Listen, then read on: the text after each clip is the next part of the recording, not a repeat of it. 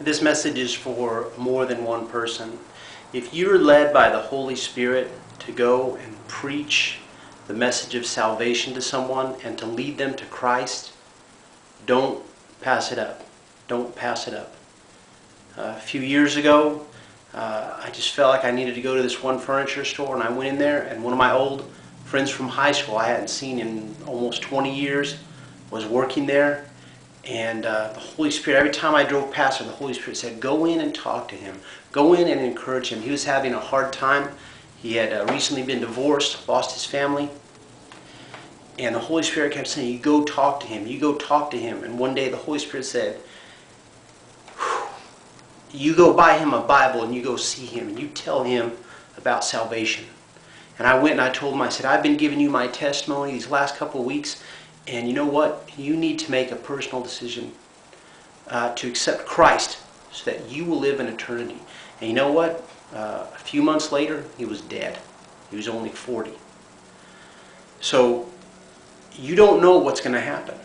I heard a pastor this past weekend preach a message. He said that when he was just saved, he was standing in line to buy some chicken at a Church's Chicken in Louisiana.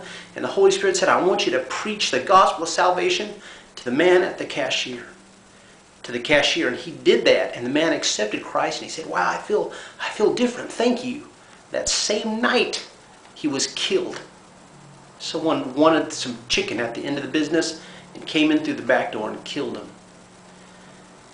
I've heard many stories like this. About 15 days ago, a little less than 3 weeks maybe, I went and I preached salvation to my grandfather, raised Catholic. He had never heard that you have to make a personal commitment. But he was all about it. He was excited. He wanted to hear the whole thing. And he confessed to me. He said, you know what? I'm tired. I want to go. And you know what? He accepted Christ, and his funeral's tomorrow. But I know where he is. And this message is not today for one person, but it's for more than one. It's for many. And you know what? There are people in your life, maybe tomorrow, maybe this week, maybe 20 years from now, you're going to meet people and God's going to say, the Holy Spirit's going to move you. You preach the gospel of salvation to that man. Some of them will refuse. A few years ago, a man named End Time Preacher, a pastor from Oklahoma, preached on a radio show called Watchman Radio. And he told the story about he preached to a man who was yelling, screaming in the street in New York City. And he told the man about salvation. And the man said, I don't want to have any of that. The Holy Spirit had told him, preach to him. So he did. The man refused it. He didn't want to have anything to do with it. On his way back to his hotel, he passed by. There was a big police scene. And he asked a bystander what had happened. Well, that man who was violently yelling, he had a confrontation with the police, and they shot him dead. So we have to do what the Holy Spirit tells us. Because when you go up there, it might be that person's very last chance. He might be 10 minutes away from death. He might be a day away from death. He might be a few weeks away from death. Another boy, he went to the church, and they were told to invite their friends to see a testimony. They did. And this one young man, he'd been friends many years with one of his buddies. They were high school seniors.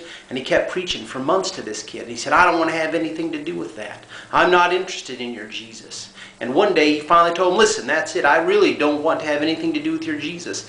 And he drove away, and he didn't make it 5 minutes down the road. And he crashed his car, and he was dead.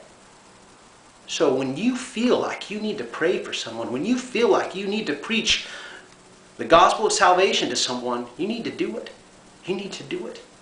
Because you might be the only thing, the last thing, standing between that man and an eternity without God. And an eternity in a place no one wants to go. You might be the voice that saves that man from that and puts him into the lap of God forever. So this is the man from Modesto reminding you, as always, to pray and to be obedient.